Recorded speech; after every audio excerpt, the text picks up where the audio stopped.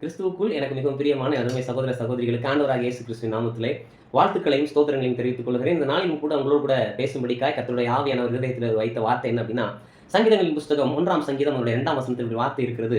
கர்த்தருடைய வேதத்தில் பிரியமாயிருந்து இரவும் பகலும் அவருடைய வேதத்தில் ஞானமாய் இருக்கிற மனுஷன் பாக்கியவான். எப்படி இரவும் பகலும் தியானமாய் இருக்கிற மனுஷன் பாக்கியவானாய் மாறுகிறார், எப்படி சத்திய வேதங்களை சொல்லுது அப்படின்னு சொல்லி யோசிப்போமே ஆனால் நலமாய் இருக்கும் என்று நினைக்கிறேன். ஒரு ஊர்ல ஒரு தாத்தா இருந்தார். இந்த தாத்தாவுக்கு ஒரு பேரப்பிள்ளை, சரியா? இந்த தாத்தா என்ன பண்ணுவாரா அப்படின்னா, காலையில எழுந்த உடனே வீட்டுக்கு முன்பகுதியில் இருக்கிற திண்ணையில பைபிள் ரீட் பண்ண போயிடுவாராம். பைபிள் ரீட் பண்ண போற தாத்தா காலையில பைபிள் ரீட் பண்ணுவாராம், மலையில ரீட் பண்ணுவாராம், சாயங்காலம் ஈவினிங் நைட்டு ஃபுல்லா 4 முறையும் பைபிள் ரீட் பண்ணுவாராம். 4 முறையும் பைபிள் ரீட் பண்ற அந்த தாத்தா அந்த பேரப்பிள்ளை ஃபர்ஸ்ட் ஸ்டாண்டர்ட் ஸ்கூலுக்கு போகும்போது பைபிள் ரீட் பண்ண ஆரம்பிச்சவர், அவன் 12th முடிச்சுட்டான், அப்படியே அவர் பைபிள் வாசிட்டே இருக்கிறார்.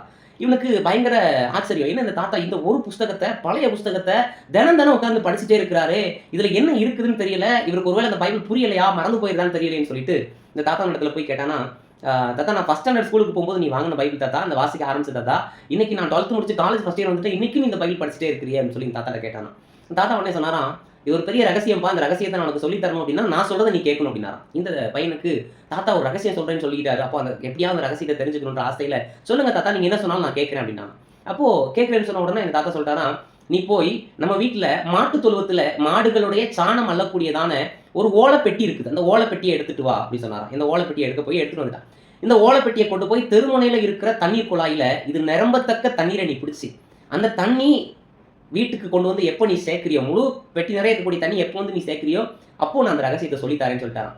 இவனுக்கு தாத்தா ரகசியத்தை சொல்லித்தரேன்னு சொல்லிட்டாரு அப்படின்னு சொல்லிட்டு வேகமா பெட்டி தூக்கிட்டு தண்ணிக்குள்ளாய் ஓடிட்டான். தண்ணி பிடிக்கிறான், தண்ணி நிரம்புது, வீட்டுக்கு கொண்டு வரதுக்குள்ள ஒழுகி போயிருது. இப்படியே 1 முறை 2 முறை 3 முறை 4 முறை தொடர்ச்சியா தண்ணியை வேகமா பிடிச்சி எப்படியாவது கொண்டு வந்து சேர்த்தணும் பிரயாசப்படுறான், கொண்டு வந்து சேர்க்க முடியல. அப்போ 30வது முறை ரொம்ப களைச்சு போய் பெட்டியை கொண்டு வீட்டில் போட்டு தாத்தா பார்த்து சொன்னா, இது ஓலைப்பெட்டின்னு உனக்கு தெரியும், இதில் தண்ணி பிடிக்க முடியாது உனக்கு தெரியும், தண்ணி பிடிக்க முடியாது தெரிஞ்சு எனக்கு இந்த இப்படி ஒரு டாஸ்க்கை கொடுத்துட்டியே தாத்தான்னு சொல்லி கோவப்பட்டுட்டு அந்த தாத்தா இடத்துல வந்து சொன்னானா, எனக்கு ரகசியமே சொல்ல வேண்டாம் அப்படின்னு சொல்லிட்டு கோவப்பட்டான். அந்த தாத்தா கூப்பிட்டு சொன்னாராம், நீ தண்ணி பிடிக்கலாட்டியும் பரவாயில்ல, ரகசியத்தை உனக்கு சொல்லித்தரேன் எங்க வான்னு சொன்ன உடனே பேரப்பிள்ளை பக்கத்தில் போனான்.